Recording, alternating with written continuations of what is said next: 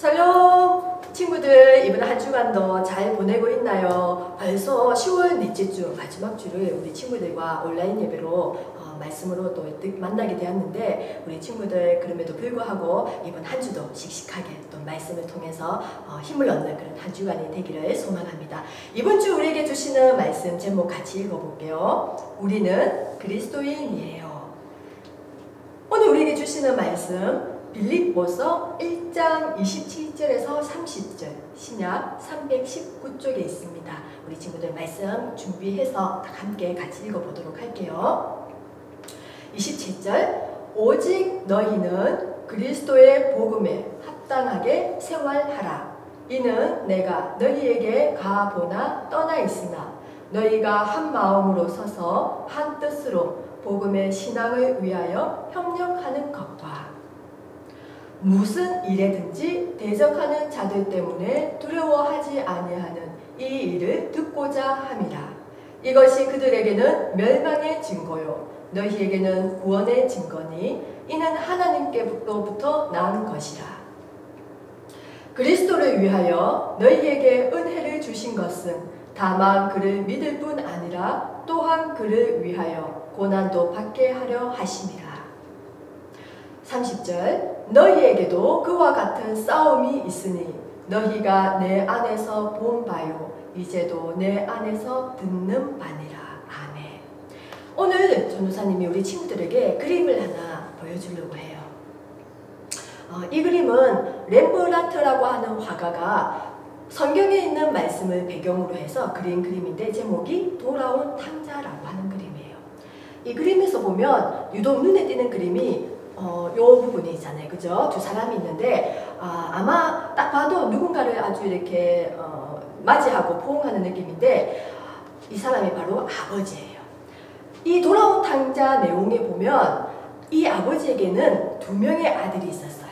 그 중에 작은 아들이 아버지에게 받을 유산을 미리 받아서 아버지를 떠나서 먼 도시로 가서는 그렇게 많이 받은 유산, 돈을 허랑망탕하게 다 써버리고 빈털터리가 되었어요. 그리고 돈이 없다 보니까 이제 정말 거지같이 이렇게 길거리에서 생활을 하거나 또 먹을 것이 없어서 돼지에게 먹는 쥐염열매라고 하는 그런 열매까지 먹는 그런 일들이 있었어요. 그런 비참한 생활을 하다가 어느 날 문득 이 아들이 내 아버지는 부자인데 내가 이렇게 있다니 아버지 집에 가서 나를 아들이라고 말하기에는 내가 너무 부끄러우니까 종으로 써달라고 이야기해야 되겠다 라고 해서 이제 아버지 집으로 돌아가게 되었어요. 멀리서 항상 아들을 기다리던 아버지는 아들을 발견하고는 정말 먼 발치에서 발견하고는 맨발로 뛰어와서 이 자기의 유산을 가져가서 다 써버리고 난 이 아들, 정말 이 초라하고 불쌍한 모습으로 나타난 이 아들을 안아주고, 또 무엇보다 놀라운 것은 아버지가 모두 용서할 뿐만 아니라 원래 아들의 지위를 회복시켜 주었어요. 옷도 새로 입혀주고 또 아들이 왔다고 잔치도 했을 뿐만 아니라 다시 아들이다 라고 하는 신분을 다시 이렇게 올려주었어요. 그래서 비록 아버지 떠났지만, 그리고 다시 돌아왔을 때는 이렇게 비참하고 정말 자격이 없는 모습으로 왔지만, 그러나 여전히 아버지는 이 아들을 사랑했고 또 이 아들에게 여전히 아들로서의 이런 지위와 신분을 주었다라는 거 렘브란트는 이야기를 하고 있어요. 오늘 우리도 바울이 빌립보 교회 성도들에게 이런 우리도 여전히 그리스도인으로서 또 그리스도인답게 하나님의 합당하게, 복음에 합당하게 생활을 해야 한다라고 이야기를 하고 있어요. 그래서 정말 우리도 하나님을 믿고 예수님을 믿는, 그래서 그리스도인이라고 하는 이 별명, 이 옷에 맞는 생활을 해야 되는데, 우리 친구들 기억하는지 모르겠어요. 지난주 우리 에베소서 4장에 보면 그리스도인답게 생활하는 구체적인 내용들 그렇게 이야기를 나누었는데, 그렇다면 그리스도인답게 생활한다는 건 무엇일까? 바로 성령 안에 우리가 있을 때, 우리가 성령 안에 있고 성령님이 우리 안에 있을 때 우리는 그리스도인답게 생활할 수 있다라고 이야기를 했어요. 그래서 지난주 에베소서 4장에서 성령을 근심하고 슬퍼하게 하지 않는 것이 우리가 그리스도인답게 생활하는 거라고 말을 했는데 한번 물어볼게요. 첫 번째로 우리가 어떤 부분에 대해서 버려야 되는 거. 첫 번째는 우리가 쉽게 화를 내는 거나 또 이 화가 오래 가는 경우가 있어요. 그러다 보면 우리가 다른 사람을 상처를 주고 아프게 할 수가 있는데 이런 화를 우리가 되도록이면 내지 않아야 되겠지만 어쩔 수 없이 화가 나더라도 해를 남기지 말아라. 가서 화해해거라. 뭐 이렇게 이야기를 하고 있어요. 또 우리가 성령을 기쁘게 할 수 있는 것은 거짓을 버리는 거예요. 거짓을 버리고 참되고 진실되게 정직한 모습을 보이는 것. 이것이 바로 성령 안에서 우리가 그리스도인답게 생활할 수 있다라고 이야기하고 있어요. 꼭 지난주에 또 우리가 배웠던 거 바로 도둑질을 버리라. 다른 사람의 것을 훔쳐보면 안 된다라는 거예요. 대신에 우리가 수고하고 정직하게 돈을 번 수고한 대가를 가지고 또 다른 사람을 위해서 도움을 주고 구제할 수 있을 때 우리는 성령을 기쁘시게 우리가 그리스도인답게 생활할 수 있는 거예요. 또 우리 친구들이 기억나나 모르겠는데 바로 우리가 말에 대해서 조심해야 한다라고 이야기하고 있어요. 우리 그리스도인은 다른 사람을 아프게 하는 말, 비방하는 말, 불평하는 말이 아니라 힘을 주고 격려할 수 있는 말. 울고 있는 사람에게 가서 너가 잘못했으니까 그래. 물론 잘못해서 그럴 수도 있겠지만 그러나 그럼에도 불구하고 그렇지만 우리 힘을 내, 용기 내. 위로할 수 있다면 덕을 세우는데 힘을 줄 수 있는데 우리 그리스도인에게 우리가 합당한 말을 할 수 있어야 될 것 같아요. 그렇게 하면 우리 친구들 마귀가 죄가 틈을 비집고 우리로 하여금 죄를 짓지 않게 할 수 있다라고 이야기를 하고 있어요. 그래서 우리는 항상 어디 안에? 성령님 안에 우리가 거하면서 정말 성령님이라면 이렇게 근심하고 슬퍼하지 않을까? 우리가 되돌아보는 날마다의 그런 그리스도인다운 생활을 우리가 살펴볼 필요가 있어요. 오늘 그런데 이제 바울이 빌립보 교회 성도들에게 요구하는 것은 이제 또 다른 하나의 모습, 바로 그리스도인의 복음에 너희는 합당하게 생활을 하라라고 요구하고 있다라는 거예요. 아까 그리스도인답게 생활하는 것에 대해서 우리가 구체적으로 실천할 수 있지만 이제 복음으로 우리가 어떻게 합당하게 생활을 할 수 있을까라고 우리가 생각을 해보실 때 이제 한 가지 우리 친구들에게 예를 하나 들어보려고 해요. 보통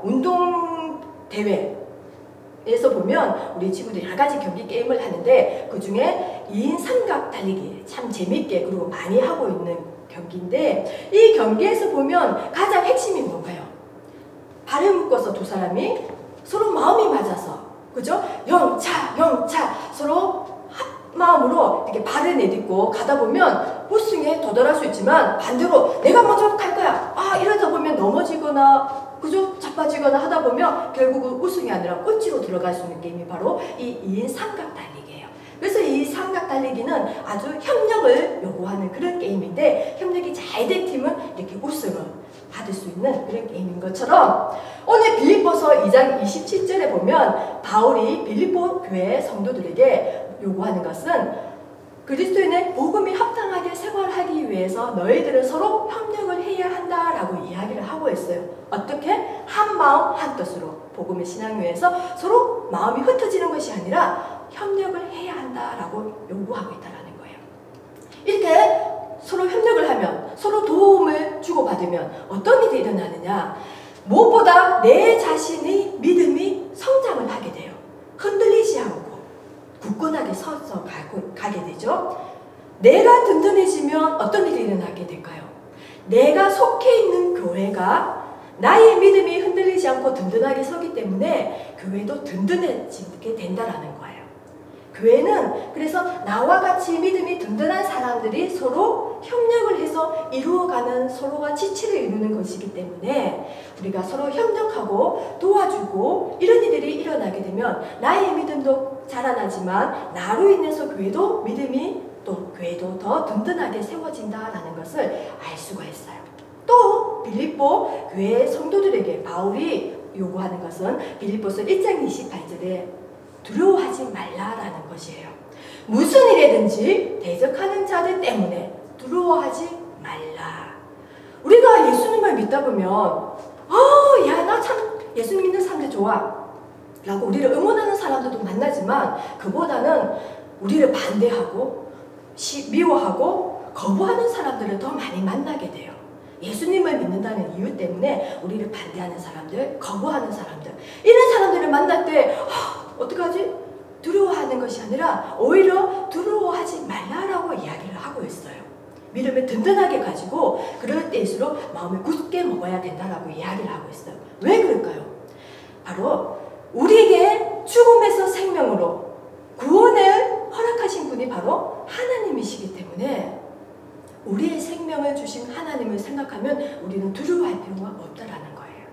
그래서 하나님을 생각할 때는 우리는 항상 무슨 일이든지 담대한 마음을 가지고 우리를 반대하거나 거부하는 사람들에게 오히려 같이 화를 내거나 같이 미워하는 것이 아니라 인내하면서 또 하나님을 바라보면서 믿음을 주신 하나님, 구원을 주신 하나님, 우리에게 생명을 주신 하나님을 우리가 바라볼 때 우리에게 두려워하는 마음이 아니라 큰 용기를 가지고 나아갈 수 있다는 것을 우리 친구들이 기억을 했으면 좋겠어요. 그리고 마지막으로 보면 이제 바울이 고난에 대해서 이야기를 하고 있어요.